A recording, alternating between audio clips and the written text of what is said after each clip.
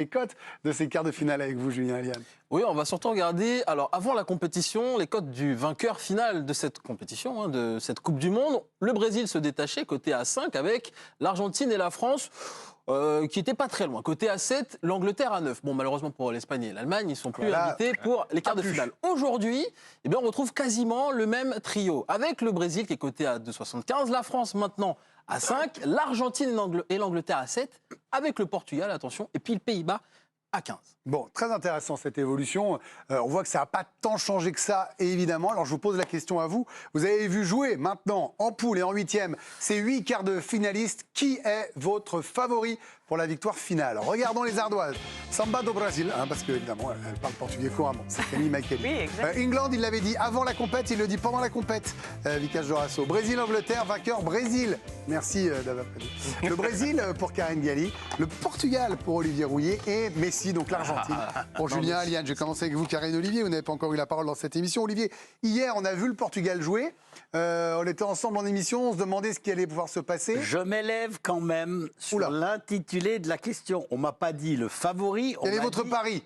Autant pour moi. Mais alors attendez, je vais la refaire. Bon, c'est intéressant. Non, oui, alors si on commence à faire de la sémantique... Mais dans tous les cas, tu aurais mis le Portugal. Non, mais les mots ont un sens, mais là, c'est un escroc. Vous êtes un escroc, Olivier Rouillet. Attention, vous allez refaire le buzz. Ah bon? Vous allez refaire le buzz. Mais dans tous les cas, vous auriez répondu le Portugal. Oui. Vous n'avez pas. Oui, vieux bouc, tu me l'as dit. Non, mais merci, Karine, de rétablir la vérité. Non, mais attention, vous. Je vous adore, mais attention. Alors, quel est votre favori, mon cher Olivier Rouillet? Quel escroc. Non, attendez, il faut que je me remette. Ah oui, remettez-vous à l'endroit, là. Non, mais c'est le Portugal et je le confirme. C'est quand même une équipe qui nous a fait une impression, en tout cas à moi, extraordinaire hier soir, dans sa nouvelle configuration. Enfin, le sélectionneur a pris des risques, parce que ça fait longtemps que le peuple portugais réclame une composition d'équipe comme il l'a fait hier soir. Sans Ronaldo. Il l'a fait et ça s'est très très bien passé. On a tous découvert un petit peu l'attaquant Ramos qui a fait ce triplé. Et puis il y a un équilibre. Moi, c'est l'équipe qui m'a donné le sentiment collectivement d'être la meilleure de ce que j'ai vu dans ce mondial. Parce qu'il y a une vraie force. Et grâce à ce carton donc, face à la Suisse, le Portugal est la co-meilleure attaque du mondial avec 12 buts inscrits, avec Ramos qui a inscrit un triplé notamment face aux Suisses. L'Angleterre donc qui aussi a marqué 12 buts, notamment ce 6-2 lors du premier match face à l'Iran. Ensuite, il y a eu un 3-0 pour les Anglais. Bref, les Portugais, en termes d'attaque, sans Ronaldo, on le rappelle, ils sont pas trop mal. Et c'est vrai qu'avec nos 5 absents majeurs, il ne faut pas l'oublier, ils ont peut-être la plus belle liste avec le Brésil de joueurs talentueux qui soient. Le Brésil qui est votre choix, Karine. Est-ce que c'était vos favoris d'avant Coupe du Monde déjà, pour resituer? Oui. Là, est-ce qu'ils vous ont plu, emballé? C'était le favori avant la compétition. Ils se présentaient comme les favoris parce que eux, c'est la 6e étoile ou rien. Et je trouve qu'ils sont au rendez-vous. Ce qui est bien, c'est qu'ils sont montés en puissance, que finalement, le psychodrame Neymar n'a pas eu lieu parce qu'on se souvient de ce qui s'est passé en 2014. On se souvient de ce qui s'est passé aussi parfois avec le PSG. Quand Neymar n'était pas là, le monde s'écroulait. Et là, ça a été très bien géré parce qu'il y a une équipe, qui est forte, même sans Neymar. Alors, évidemment, ça a été dur quand même. Il y a eu un match à l'arrache et une défaite. Mais oui, enfin, le Cameroun, on l'enlève. C'était mais il y a eu un match à l'arrache au milieu. C'était l'équipe B, donc on l'enlève. Et ils avaient quand même dominé leur deuxième match, même si c'est venu d'un but de Casemiro. Et en fait, ils ont quand même bien géré l'absence de Neymar. Ils l'ont pas fait revenir trop tôt. Il est revenu petit à petit. Et maintenant, on retrouve un Neymar qui est évidemment important pour aller chercher la victoire finale. Mais je trouve que le Brésil, c'est des vagues.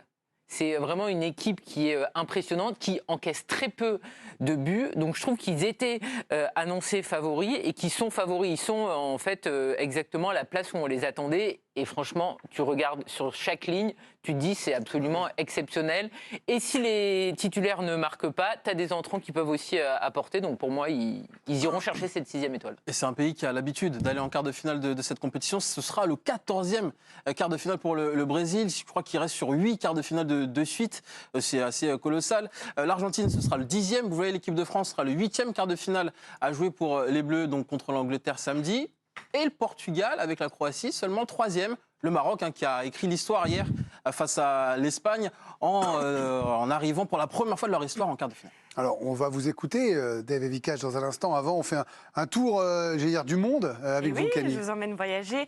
On est allé voir du côté de nos correspondants, justement, qui ont encore leur équipe et qui font partie des favoris. Direction l'Angleterre pour notre correspondant Martin Goyando. Il nous explique que les Anglais se voient aller très, très loin.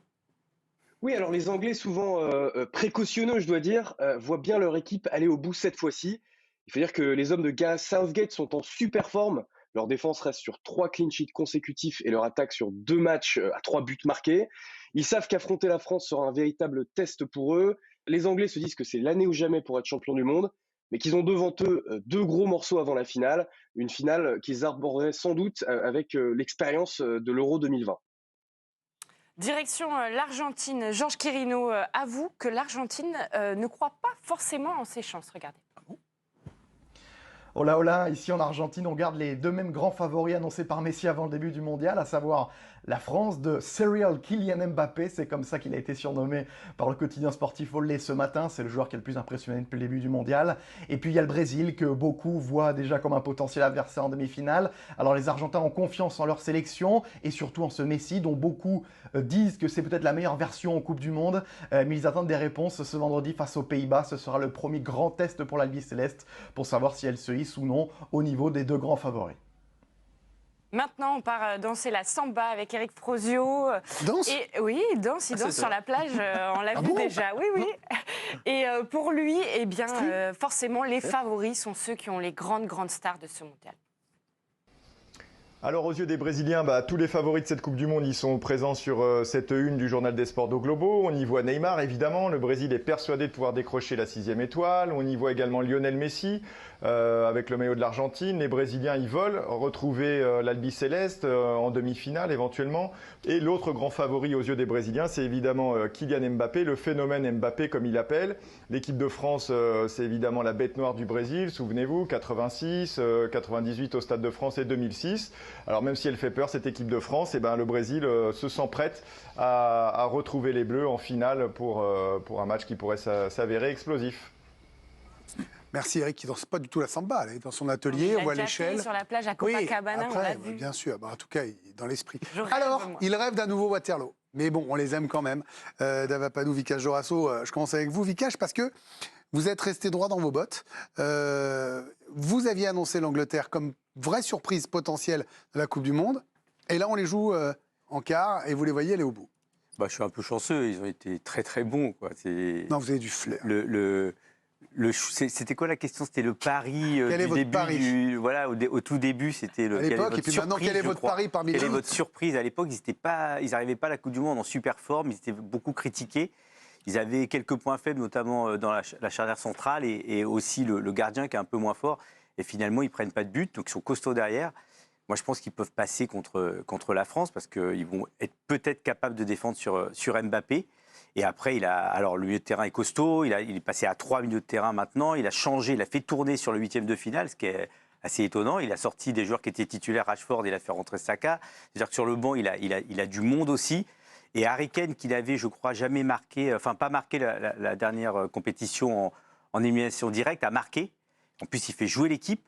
C'est le meilleur passeur décisif. Oui. Meilleur passeur, là il a marqué un but, il fait jouer les autres, il est disponible pour l'équipe, il est collectif. Voilà, moi je suis un peu inquiet pour la France. Bon, alors maintenant j'ai peur, c'est malin, et je ne vais pas me rassurer avec Dava Padou. Non, mais après, peut-être que c'est aussi une façon de conjurer un petit peu le truc, mais c'est vrai que ces Anglais, moi, je les trouve super solides. Et j'ajoute le Brésil que je mets même vainqueur, c'est qu'en fait ces 2 équipes, je trouve qu'elles ont un peu un point commun, je trouve qu'elles ont une combinaison vitesse-puissance qui est franchement de haut niveau. Ils ont un banc. Ça veut dire qu'à l'époque, à l'ère des 5 changements, ça compte. C'est un petit peu comme dans les sports américains, vous savez. Hein, vous faites rentrer un peu des finisseurs. Ou en rugby, exactement, voilà, pour finir l'adversaire. Et ça compte. Et ça peut faire la différence. Et de la même façon que les Anglais vont aussi passer leur premier vrai test, je pense que la France va aussi passer son premier vrai test, même si on est séduit. Vous avez raison, donc jusqu'à présent, ça a été presque calme. Voilà, exactement, mais pour les 2 équipes. Donc, exactement. Donc maintenant, ils vont s'affronter. Et puis un dernier dernier point, voilà, il y a des individualités en forme dans ces deux équipes. Et je me dis, voilà, j'ai l'impression que ils ont ces trucs qui permettent de gagner les phases finales, comme la France avait en 2018, c'est-à-dire puissance, vitesse, et je trouve que sur une phase finale, c'est payant. Allez, on continuera évidemment. Ah, qu'est-ce qu'il y a, Olivier ? Non, je voulais juste dire Vas-y. que le constat général qu'on puisse faire là, à la fin des huitièmes, c'est que globalement, toutes les équipes sont en forme. Oui, c'est vrai. Ça, c'est. Ah oui, là, Non, mais je suis un peu d'accord. surpris parce que on ne savait pas où on allait, parce qu'on se disait il n'y a pas de préparation, ils sont en pleine saison. Mais finalement, bon, il y a eu quelques pépins en début. Oui, mais la pleine saison aide finalement. Oui, Non, mais j'entends bien. C'est Non, un mais ce que atout je veux pour dire, le ça, niveau. C'est aussi une bonne indication quand même de la façon dont. On a perdu aussi quand même beaucoup de monde en route. Oui, non, mais ça, c'est votre théorie ils sont Ben tous non, mais blessés, mais le attendez, niveau est super. Ceci étant, Les tout il y avait Pays-Bas d'autres ont qui me perdu disaient, on Delaney, allait voir des matchs on a horribles. perdu Hernandez, le Brésil a perdu Telles et Gabriel Jesus. C'est ce que je te dis. Donc, Mais le niveau est bon quand même, Karim. Tu Comment perds. Le niveau est bon. Hein, Tu quand même. perds en début de mais là maintenant c'est. Ah ben c'est-à-dire qu'une fois que tout le monde est pété... Non. C'est vos théories. Non, mais ça, vous savez, Karine, le niveau de la Liga Neymar, est il a nul. été blessé, Le niveau de la il Coupe revient. du Monde est nul. Ils vont tous arriver fatigués, blessés. Et alors, on a Depay une belle était Coupe du blessé, Monde. il n'était pas là au début Il de est la là. compétition. Oui, Il ben, est il là. y a bien un moment où les gens reviennent, hein, oui. Quand t'es blessé, Vous tu êtes reviens. revenu dans l'équipe de Greg, on en est Vous voyez, ravis, d'ailleurs. Allez, voici tout de suite.